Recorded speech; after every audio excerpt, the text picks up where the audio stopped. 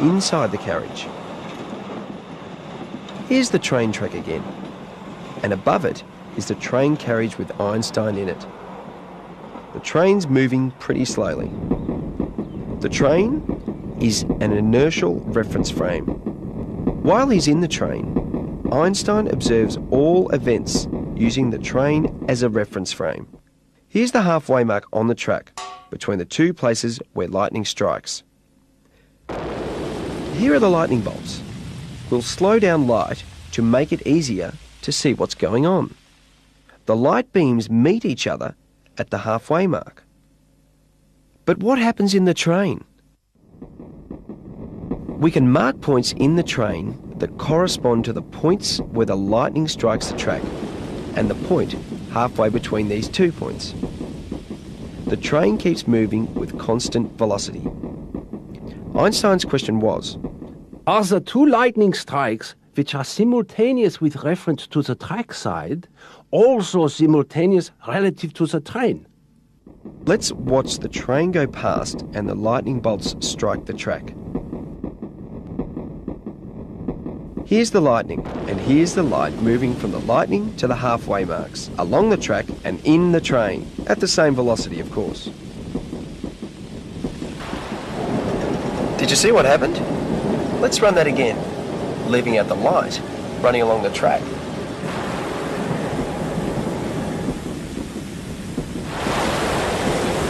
One light ray arrives at Einstein before the other.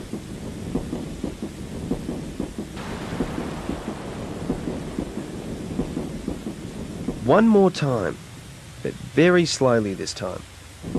Because the train moves to the right, a person standing at the halfway point between the lightning bolts is moving towards the light from the right-hand lightning bolt and away from the light from the left-hand lightning bolt. So they see the light from the right-hand bolt first and the left-hand bolt second. To a person on the track side, the lightning bolts are simultaneous, but to a person in the train, they're not simultaneous. Relativity of simultaneity. This is what Einstein has to say.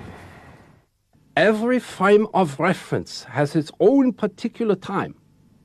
Unless we are told the frame of reference to which the statement of time refers, there is no meaning in a statement of the time of an event. Einstein realized that we make assumptions about time and space that aren't true. Time passes at the same rate for everyone, regardless of how fast they're travelling compared with other people. Wrong! Distance measurements are the same regardless of how fast the measurer is travelling, relative to what they're measuring. No, that's not right. When we measure time and distance, or length, our results depend on our velocity. And velocity is the rate at which our position in space changes. Einstein realised that time and space cannot be separated. Together, they make four-dimensional space-time.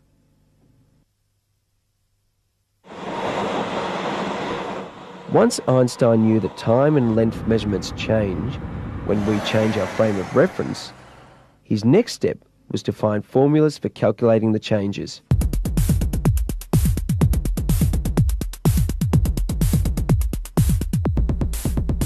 A mathematician called Edward Lorenz had already worked out the maths, but he didn't realise its significance.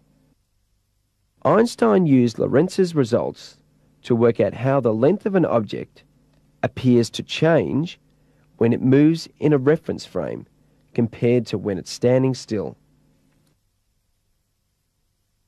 L subscript v is the length of the object when it moves relative to the reference frame. L subscript 0 is the length of the stationary object. V is the velocity of the object. C is the velocity of light. If we set up a frame of reference on the beach, these windsurfers are moving in our reference frame. According to the formula, we will get a different result for the length of a surfer's board when they're moving than for the same board when it's at rest in our reference frame.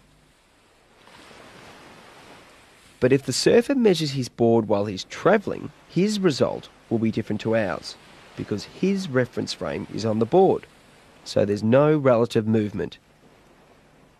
To get a better idea of the kind of change the formula predicts, let's slow down light to 100 kilometres an hour. Let's say this windsurfer is travelling at 50 kilometres an hour. Here's the formula for change in length. We want to calculate the length of the moving board. Let's see. The length of the board at rest on the beach is about 4 metres. So L0 equals 4. The board velocity is 50 kilometres an hour, and we're pretending that the velocity of light is 100 kilometres an hour. Let's put those into the formula. Squaring 50 and 100 and cancelling down, common factor of 25, that makes it 1 over 4, a quarter. So it's 4 square root 3/4. Square root of 3/4, that's root 3 over 2. Cancel 2, top and bottom. Exact answer, 2 root 3, or 3.5 metres to 1 decimal place. Wow!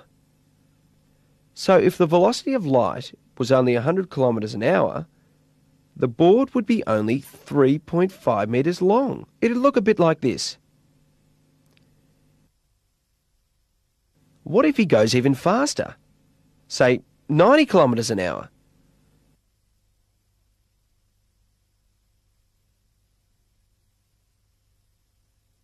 Only 1.7 metres. That's less than half its stationary length. It would look like this. Of course, we don't really see moving things change their shape like this. That would be weird. Why don't we? That's right. The speed of light isn't really 100 kilometres an hour, but 300,000 kilometres a second. That's 1,080 million kilometres an hour, just a bit faster. A windsurfer would have to travel at about 150,000 kilometres a second before we'd notice anything. Of course, everything's relative. That's the name of the theory. So while we say the windsurfer gets thinner in the direction he's travelling, he'll say that we're getting narrower from his point of view, because the beach is moving relative to him. What happens if the surfer approaches the velocity of light? I'll write V equals C.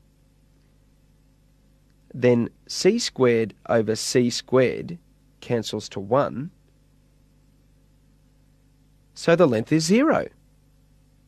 The board disappears.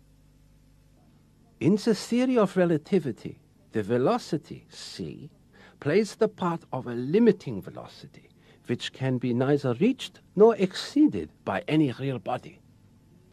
So moving objects get thinner as they move faster, from the point of view of someone who's standing still.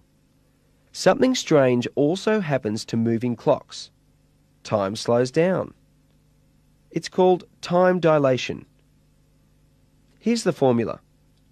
T subscript v is a time interval of an event measured on a moving object.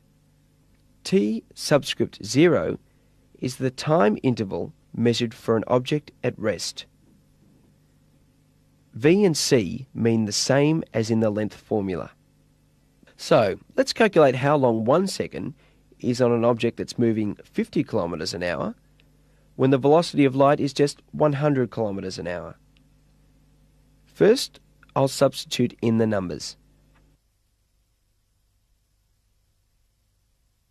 Now, I've already worked this out before. It comes to 3/4, remember? Which simplifies to 2 over root 3, or 2 root 3 over 3 in rational form. What's that as a decimal? It's 1.2 seconds to 1 decimal place. So according to me, standing still on the beach, the windsurfer's clock is running slower than mine. Time slows down for a moving object. Let's look at what happens as we speed up. Here's the calculation for v equal to 90 kilometres per hour, with light slowed down to 100 kilometres an hour again. 2.3 seconds. That's almost 2.5 times as long. Things are getting pretty laid back for the windsurfer. And when we try to reach the velocity of light, division by 0, undefined, infinity. In the theory of relativity, the velocity, c, plays the part of a limiting velocity, which can be neither reached nor exceeded by any real body. There are other results that came from Lorentz's maths that Einstein worked out. Remember the problem about addition of velocities? Using the law of addition of velocities, we said that the velocity of the ball, as measured by a person at rest, is 14 metres per second. The theorem of the addition of velocities employed in classical mechanics cannot be maintained. In other words, the law does not hold in reality. But Einstein didn't leave it there. He produced this formula. Little v and w are the velocities of the object and the frame of reference, like the velocity of the ball and the velocity of the skater. When v and w are very much smaller than the velocity of light, then this part of the formula becomes extremely small and we can ignore it. So the formula becomes v plus w over 1, which is just v plus w. So for ordinary everyday velocities like skaters, windsurfers, cars, even planes, the law of addition of velocities works fine. We don't notice the moving objects get squashed. And when you get out of a car after a long journey, you don't find that your watch is slow, because things in our everyday world move much, much slower than light. I know what you're thinking. What about Einstein's famous equation? E equals mc squared. It comes out of the same maths as the length contraction and time dilation. What does it tell us? E, that's energy in joules. M is mass in kilograms. And you know what c is. That's right, the velocity of light. 300 million metres a second. See this? Its mass is just 10 grams. Now, imagine we totally destroy it. No, not just break it. No, not even burn it. Much more drastic than that. I mean destroy the atoms that it's made of, so there's no matter left. It's all converted to energy. This equation tells us just how much energy will be produced. Can you work that out in your head? 10 grams, or 0.01 kilograms, is the mass of the shell, and this is the speed of light in metres per second. It's easier when the numbers are in standard form. 9 times 10 to the power 14 joules. Wow! 900 million joules! That's what you get if you completely convert just 10 grams into energy. That's as much energy as in an hour-long thunderstorm. So mass is just a concentrated form of energy.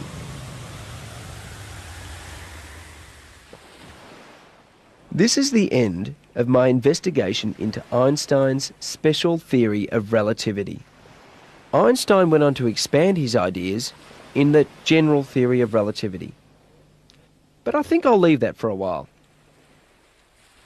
Thanks for your help, Einstein. That's okay. Now I know what's special about relativity. Relatively speaking, that's it. See ya. Thank you. Goodbye.